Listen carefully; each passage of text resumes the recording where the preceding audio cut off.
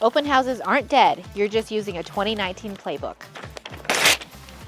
I'm Chrissy, your Arizona agent, and today I'm giving you 5 open house moves for 2025 that turn just looking into booked appointments. I train agents to run open houses that actually convert here in Phoenix and across Arizona, and these are the exact systems my students use to leave with meetings on the calendar and not just a list of fake names. The first thing you have to nail doing an open house is to get your mindset right. You don't just show up, you have to actually show up to the open house. So when I first started, I saw open houses as something to kind of get through, like one of those boxes to check, like I did it, make my team lead happy. I did the open house, but what turned out with that, it was just kind of a waste of my time because I was showing up to scroll YouTube, to watch reels on Facebook, hoping no one would come in and the time would pass really quickly. So that, to me, that's showing up to check a box versus actually showing up knowing that this is a business for me. This is my storefront, and when people walk through the door, I'm here to greet them and engage them and work towards setting an appointment to guide them through this process. So I would say probably about 98% of agents overlook open houses. They would rather spend thousands paying for a lead source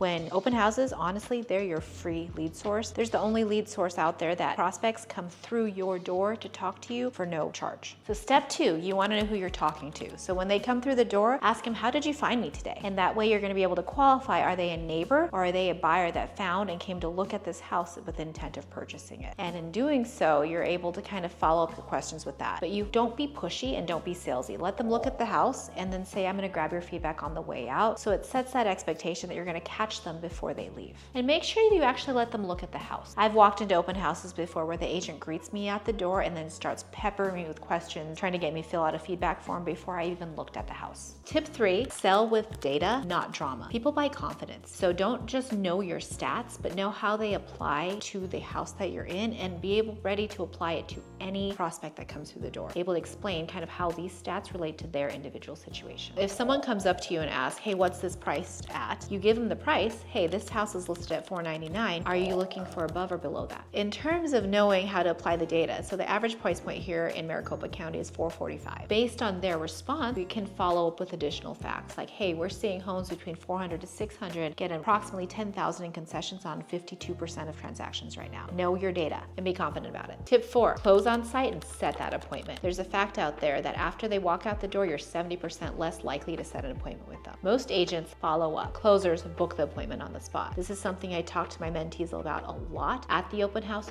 Book that appointment because once again, 70% less chance of booking that appointment after they walk out the door. Before any prospect leaves, I make a simple ask. Would it be of value to you to sit down for 15 to 30 minutes? Do weekends or weekdays work better for you? Even if this isn't the one, I'll find you 2 better fits by Tuesday. If they hesitate, use what I call the AAA framework. Acknowledge, ask, and address. So acknowledge their hesitation, ask a further question, and then address that question with a response. Last tip, follow up immediately. Most agents wait until the following workday to follow up. I don't. I make sure that I follow up before I even leave the open house. And what this looks like is all the notes in the CRM, any emails or texts that I promised to send, I send them before I leave. And I communicate with them in the format that they have shown me that they want to be communicated with. Do they want an email? Do they want a text? Either way, whatever I told them I would do, I make sure I do that immediately. So after I've sent that initial follow-up as I promised to do, if I don't get a response from them, which majority of the time they won't respond right away, I follow up with them a couple days later. I don't want to be pushy, but I want to be sure that they got the email or they got the message that I sent out to them, and I usually pair that with another piece of value to them. Thank you so much for watching. If you found any of this useful, go ahead and hit that like and subscribe button. If you like these open house tips, I still have some seats available for the next cohort of Open House Mastery. If you'd like more information, go ahead and hit those links down below. Thank you for watching. I'll see you in the next one.